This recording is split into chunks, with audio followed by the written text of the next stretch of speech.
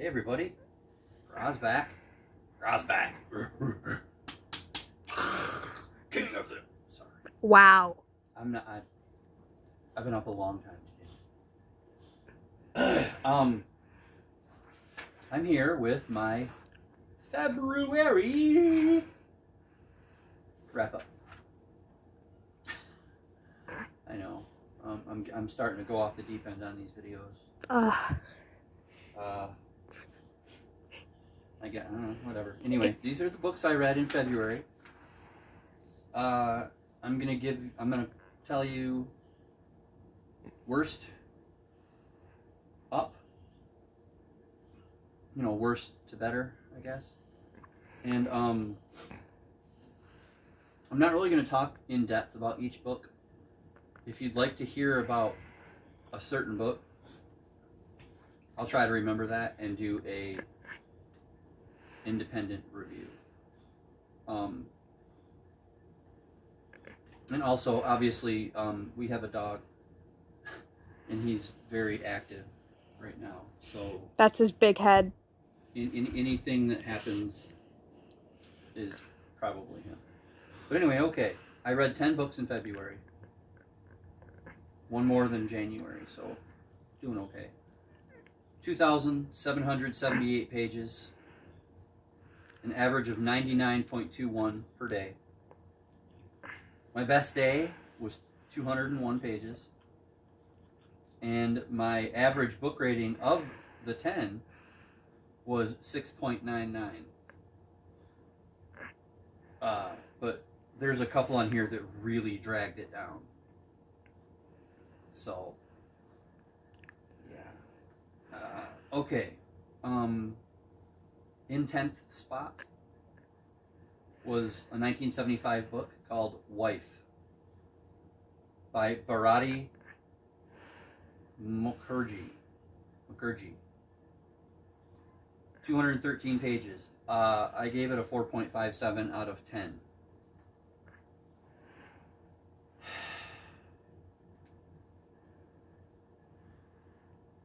It tries too hard to be feministic. And there's another book on this list that is also high in feminism, but it does it in a better way and in a much stronger way, and we'll get to that. But I honestly feel that this book, when I finished it, I thought, okay, because if you look at the author's name, Bharati Mukherjee, Bharati, is that a male or a female, right? I mean, because I'm not really all that familiar with Middle Eastern names, and that could be either to me. So I thought, if this book was written by a male, because it actually shows feminism in a strong light, sort of, and it has the psychosis at the end, I felt like I could have rated it higher, because a male did a good job at getting inside the mind of a woman to show this, what this book is about. Whereas if it was written by a woman, it wasn't quite as difficult for her to come up with the themes. And I hope that doesn't make me sound like anything, and I hope people understand what I'm trying to say. But anyway, that's number 10. At number 9, also a 1975 book, we have Midworld by Alan Dean Foster. 213 pages, 4.96 out of 10.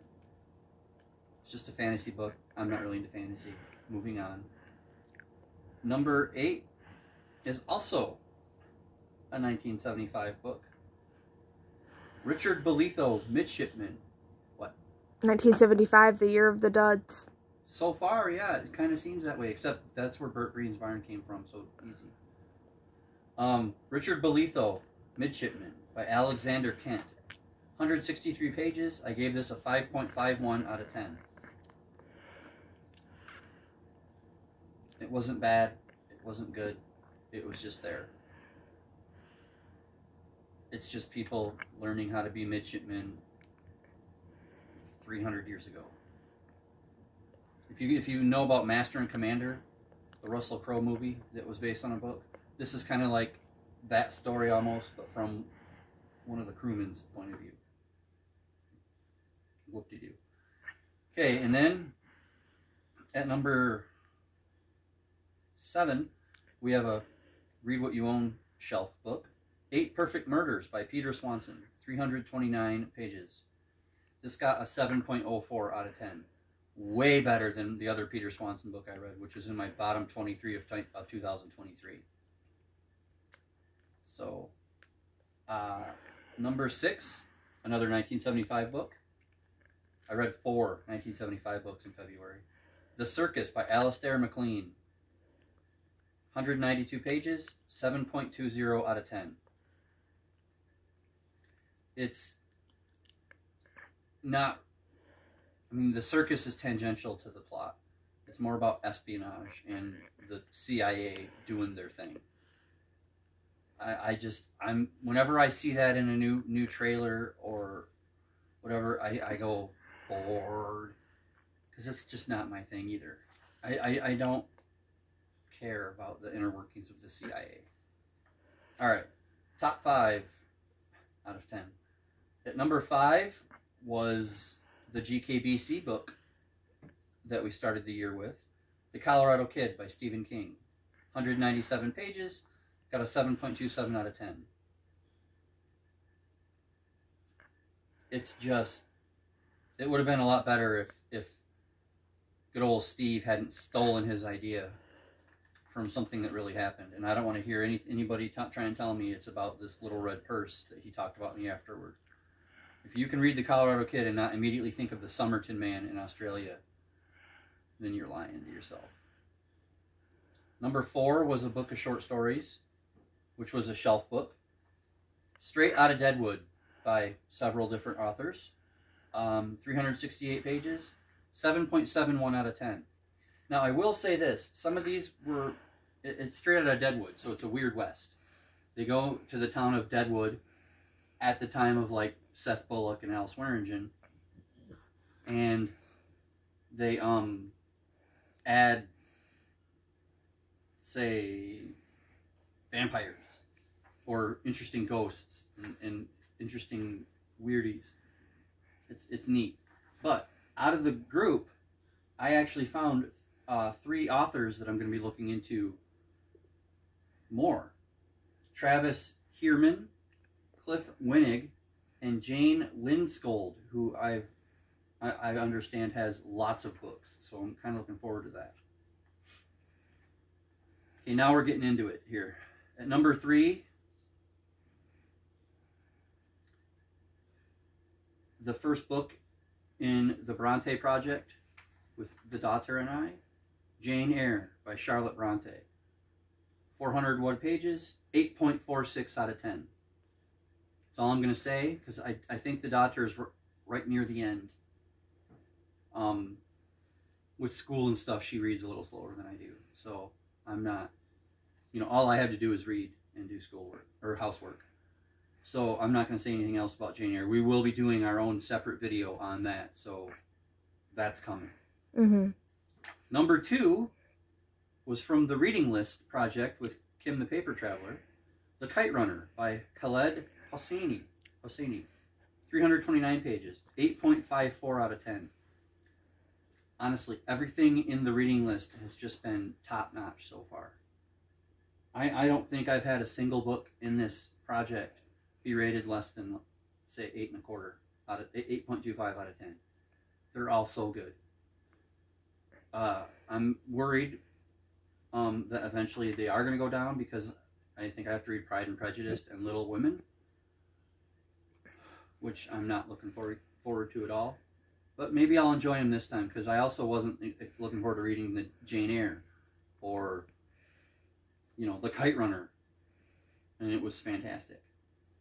And then my number 1 book, which is kind of a cheat, of February, because it actually stretched back to the end of December, was Harrow County Omnibus number 2 for the Marvelous Team Up with Tad at Tad Reads Books and Stuff. 408 pages, and that was an 8.62 out of 10. It was very, well, if you watch me at all, or Tad, you know how we felt about Harrow County. Also, during the month of February, I started Don Quixote by Miguel de Cervantes, a chapter a day, and through February 29th, it was 26 chapters and 199 pages of this.